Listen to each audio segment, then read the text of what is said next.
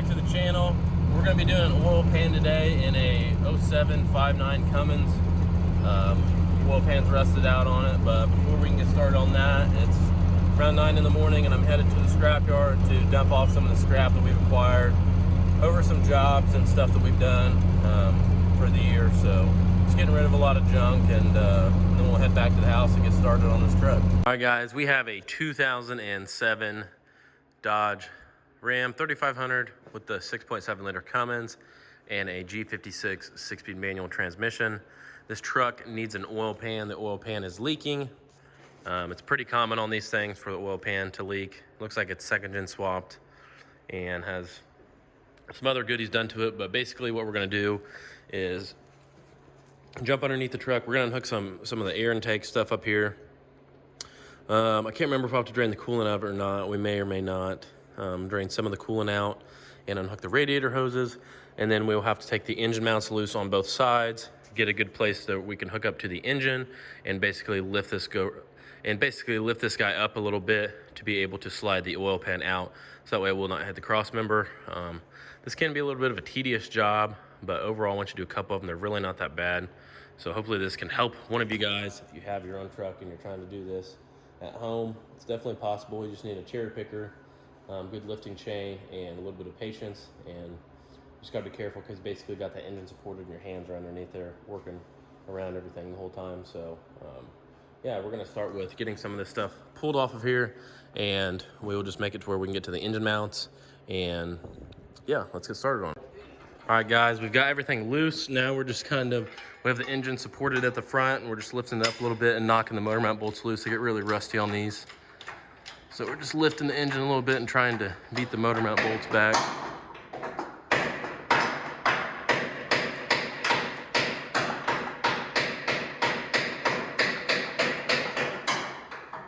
Moving? No. They're really hard to get a swing on them because they're way down in there. So there's no really way you can get a swing on them. All right guys, so the old oil pan is off, and we are just cleaning up all the gasket material off of the surface of the block, so that way we get a good seal on our new oil pan. Now what it looks like when you have the engine all lifted up. And here in the back we have all of our parts laid out. New oil pan gasket, oil change, new oil pan, and yeah, so I think we normally glue these to the block. We'll glue the oil pan up there to the block with some good silicone, and then we will do a light layer of silicone on the bottom of the oil pan and fish it up in there. Bailey's cold, he's warming up his hands. He just can't handle the cold in here, but so that's where we're at, guys. As you can see, new oil pan is stuck in this thing. We've got all of our bolts torqued good, and they are putting stuff back together up top. So we will get some oil in this thing. Start pouring some oil in this thing. New oil filter is installed, and we'll be good to go. Just got a couple things to wrap up. Guys, we had to battle the exhaust for like a solid hour and a half, but we finally got it hooked back up. It was just all out of whack, but we're good to go now. So we'll give you guys a little run through the gears. This thing sounds pretty good. It's got a second gen swap on it.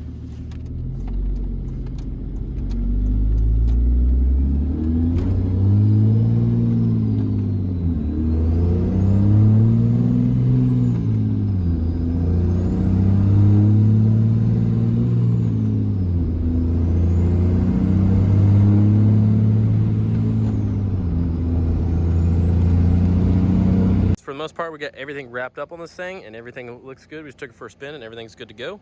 It is a couple days later now during the week after work, and I want to show you guys an issue that I've been kind of battling on and off on the 79, and my brother Corey was able to come over and help me knock this out and get it figured out. Definitely kind of a pain, but once you understand it, these old trucks are really simple. So the problem that I was having was I didn't have brake lights. So I had turn signals, just didn't have brake lights, and I didn't really know where to start.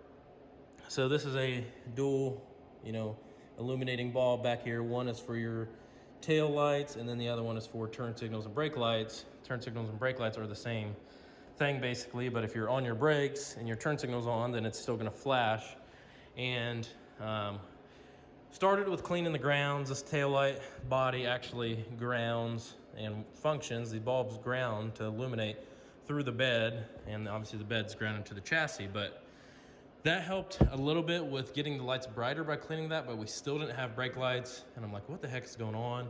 I'd hopped inside the cab of the truck and even ran power directly through the brake switch to eliminate it being an issue, checked the ohms on it, it read out good, brake switch is good, so I'm like, what do I have going on here? I have either a short between, basically what I thought I had was a short between the brake switch coming out of it and it going into the turn signal switch, but was finally able to get the steering wheel off of this thing. This is the second time I've had to pull the steering wheel off of it to fix some of these wiring issues. And what we found was, I'll jump up in here. We're able to trace the wire coming out of the brake switch up to this hazard switch right here. You guys can see how much dust and debris is in here. And this is really old stuff. I mean, this truck is literally, what, 40 years old now. And you have your little hazard switch right here. And then the turn signals. They're basically cutting power. Whenever you turn signal on, it's cutting the brake light power and running it up to the flasher and then back up into the column. The main problem I was having was I didn't have brake lights. So I was able to trace this wire right here, this white one, you can see.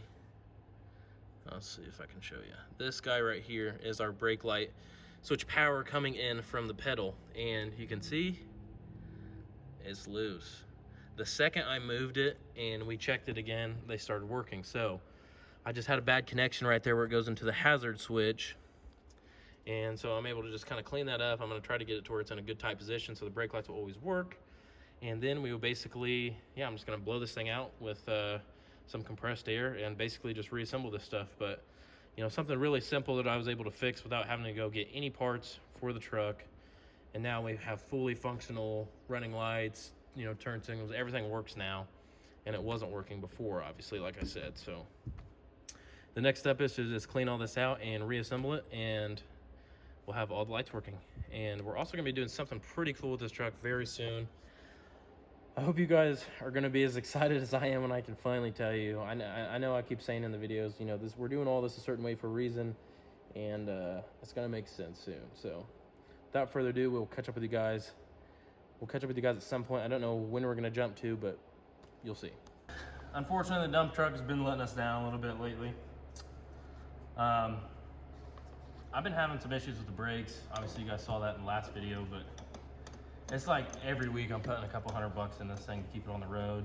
So I don't know, I just kind of figured I'd share some advice, and that's if you're a younger kid and you're wanting to get into a diesel truck and you want to like daily drive it, like an older diesel truck, like a cheaper one, it's probably a good idea that you have a backup vehicle, because you know, I couldn't even get the master cylinder for this thing until tomorrow. So I lost all brakes driving it home today, and I was just like, man, you know, I really don't miss having an old diesel truck as my only vehicle, because it sucks. You know, they break all the time, honestly.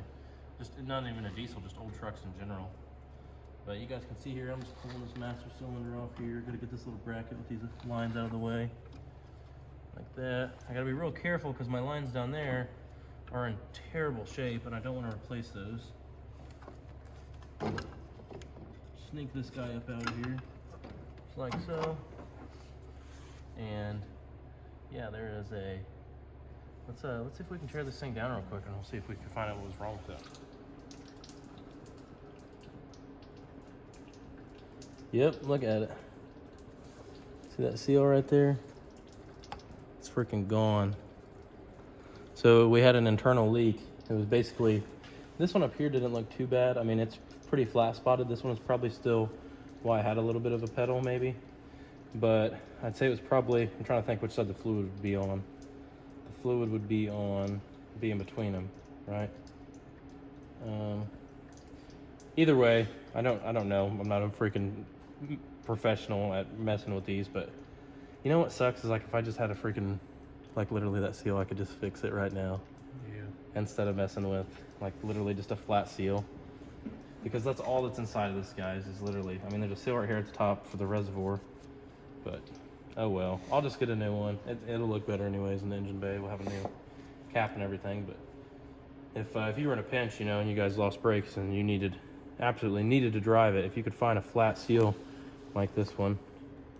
That's all it takes. New master cylinder, got the dump truck all fixed up. We also went ahead and did an oil change on her. Now guys, I'm about to close out the video, and we have the 79 load up on the trailer. I want you guys to take a guess what we're doing, where we're going. So 79 is loaded up on the trailer, but for now, that is gonna wrap up the end of this video, guys. Be sure to like, subscribe, leave a comment down below, and we'll see you guys on the next one.